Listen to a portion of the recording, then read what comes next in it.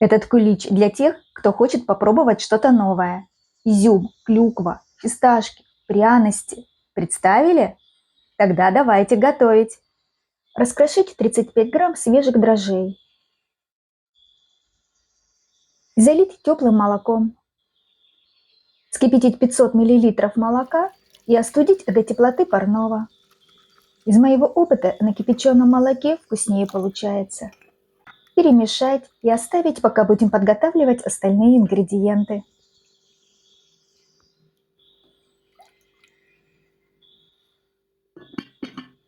В большой миске соединить 3 яйца, 250 грамм сахара, 1 столовую ложку ванильной пасты или ванильного сахара.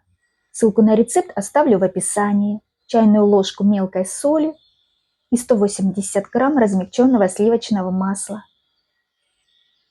Все хорошо перемешать.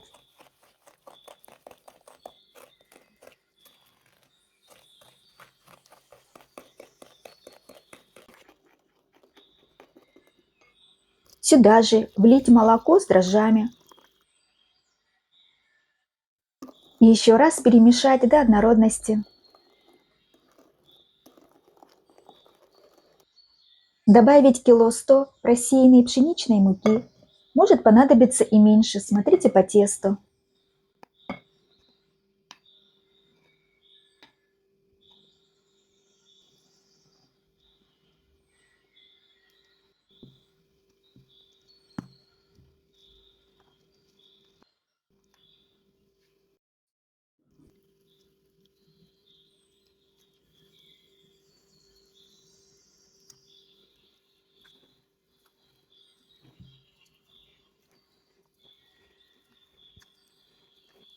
Замешиваем. Мне нравится руками, так чувствуешь тесто.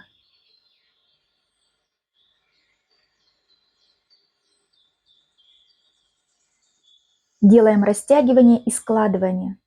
Пальцы рук подведите под тесто, потяните края вверх, слегка растяните и положите эту растянутую часть теста в центр.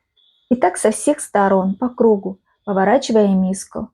Тесто липкое еще, неоднородное, но после каждой такой подтяжки структура теста будет меняться. Оно станет более эластичным. Накрываем и убираем в теплое место на 20 минут. У меня эта духовка с включенной лампочкой. Продолжаем растягивать и складывать, и так каждые 20 минут в течение 2 часов, то есть 6 раз.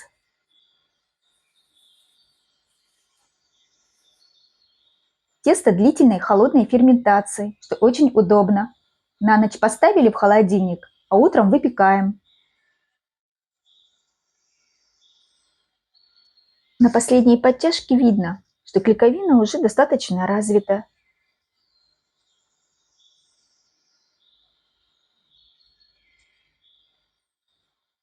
Накрываем пленкой и убираем в холодильник на 10-18 часов. 60 грамм вяленой клюквы и 200 грамм светлого изюма промыть теплой водой и залить коньяком. Мне муж выделил бутылочку хорошего коньяка для этих целей. Накрываем и убираем в холодильник на ночь. Доброе утро всем! Сухофрукты всю ночь простояли в холодильнике, хорошо пропитались. Опухший изюм с клюквой откиньте на сито, чтобы стекла жидкость. Разложите на бумажном полотенце и оставьте обсохнуть.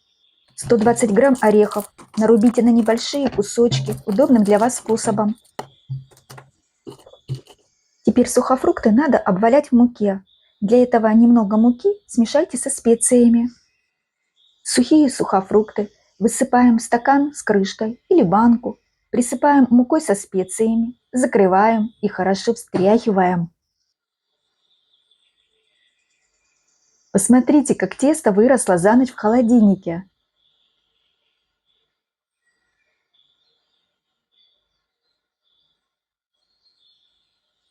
Посмотрите, какое оно внутри. Рабочую поверхность слегка смазываем растительным маслом. Раскладываем тесто, на него выкладываем сухофрукты с орехами.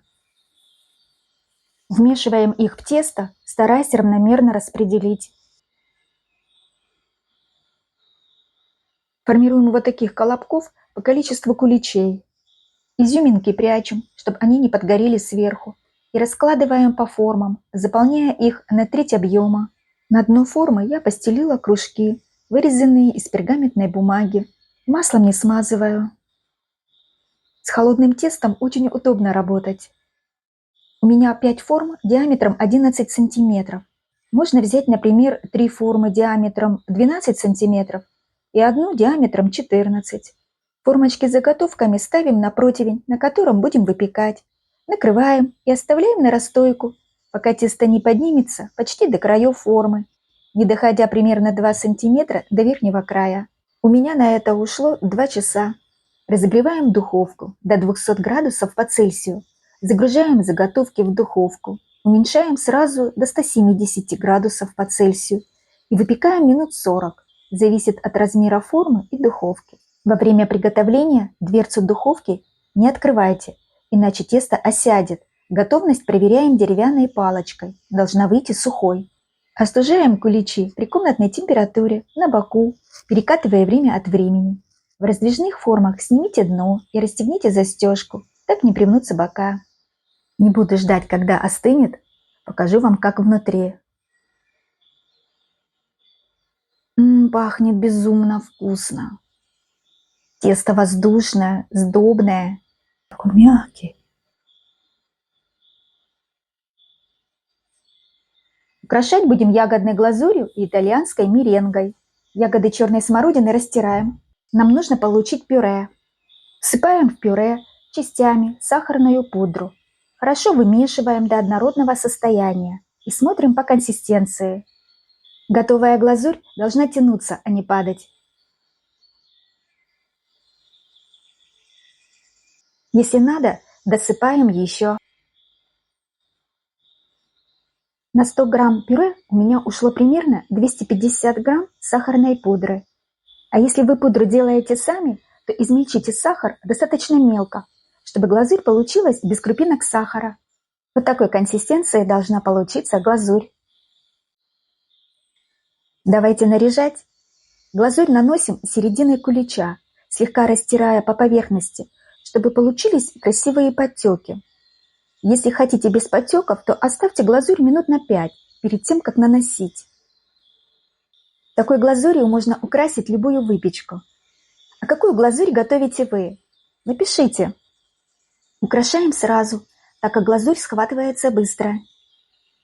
Как сделать такие цветы, есть видео на моем канале.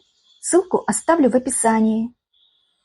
Полностью глазурь застывает через 2-3 часа и становится более матовой. Прошло 2 часа, вот она уже не липнет. Этого количества хватит на 3 кулича диаметром 11-12 сантиметров. Для итальянской меренги в кастрюльке смешиваем 60 грамм сахара, 30 миллилитров воды. Ставим на средний огонь и ждем, пока закипит. После закипания варим 3-4 минуты до состояния сиропа. Пока сироп варится, взбиваем 1 яичный белок на небольшой скорости до мягких устойчивых пиков. И продолжая взбивать, вливаем медленно, тонкой струйкой готовый сироп, не попадая на венчик. Взбиваем на высокой скорости минут 10. Добавляем лимонный сок по желанию и продолжаем взбивать до нужной консистенции. Готовая меренга глянцевая, хорошо держит форму. Она не крошится. Застывает через 3-4 часа. Если меренга осталась, можно запечь безе. Украшаем. Этого количества хватит на 3 кулича диаметром 11 сантиметров. Куличи можно приготовить и заранее.